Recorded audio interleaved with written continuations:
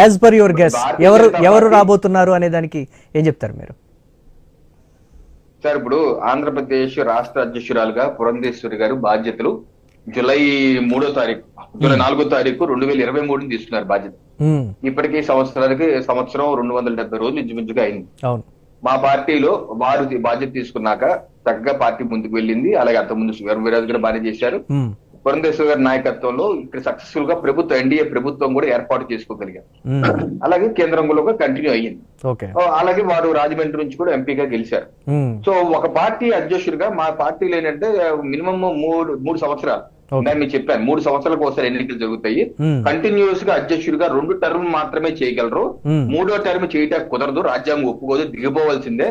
So అందుకని అందరికీ అవకాశాలు వచ్చేది. అందుకే 3వ టర్మ్, 4వ టర్మ్, 5వ టర్మ్ జీవితకాల అధ్యక్షుడు, నేను ఫరెవర్ అధ్యక్షుడిని అని ఉండే పార్టీ ఇది కాదు, అది పాసిబుల్ కాదు. 3వ టర్మ్ దిగిపోవాల్సిందే, కుదరదు రాజ్యాంగం ప్రకారం. అందుకని అందరికీ అవకాశాలు వస్తాయి. ఇప్పుడు పురంధేశ్వరి గారు సంవత్సరం 270 రోజులు చేశారు. ఇస్తే వారికన్నా ఇవ్వచ్చు ఇంకో టర్మ్, ఎందుకంటే ఒక టర్మ్ కూడా పూర్తిగా అవ్వలేదు కాబట్టి అదే ఇంకో టర్మ్ చేద్దామా అని చెప్పొచ్చు. లేదు పార్టీ ఏదైనా నిర్ణయం తీసుకొని అందరితో మాట్లాడి ఏ రకమైన మార్పులు చేర్పులు కావాలంటే మార్పు చేయొచ్చు. సో ఇది పార్టీ ఇప్పుడు ఒకటి ఇందాక మీ ముప్పది గంటలు కూడా చెప్పారు, ఏదో ఎవరో అప్లై ఎవరో ఇంట్రెస్ట్ చూపించట్లేదు అంటే. మా పార్టీలో ఎలా ఉంటదంటారంటే పార్టీ సంస్థాగతంగా సిద్ధాంతాల ఆధారంగా పనిచేసుకుంటాం. ప్రతి కార్యకర్త ఒక నిప్పు కనికే, ప్రతి కార్యకర్తకి సమర్థత ఉంది. అంటే ఎక్కడ ఏ పార్టీలోనైనా మీరు అన్నట్టు రవి గారు ఏ పార్టీలోనైనా ఆసక్తి ఉండి పైరవీలు చేసుకుని ఎస్ మేము కూడా ఇంట్రెస్టెడ్ గా ఉన్నాము అని చాటి చెప్పుకునేటువంటి పరిస్థితులు ఏ పార్టీలోనైనా ఉంటాయి. బీజేపీలో దానికి అతీతం ఏం కాదు కదా, దాంట్లో కూడా ఇంట్రెస్ట్ చూపించే వాళ్ళు ఉంటారు కదా. ఎంతో కొంత పైకి పైరవీలు చేసుకుని ఎస్ మేము కూడా ఎలిజిబుల్ గా ఉన్నాం, మేము కూడా చూస్తాం. సగం స్టేట్మెంట్ కి నేను ఓకే, ఆసక్తి వేరు, ఆసక్తి ఉంటది, పైరవీలు ఉండవు. ఆ పార్టీ ఇంకో సగం స్టేట్మెంట్ నేను ఖండిస్తున్నాను.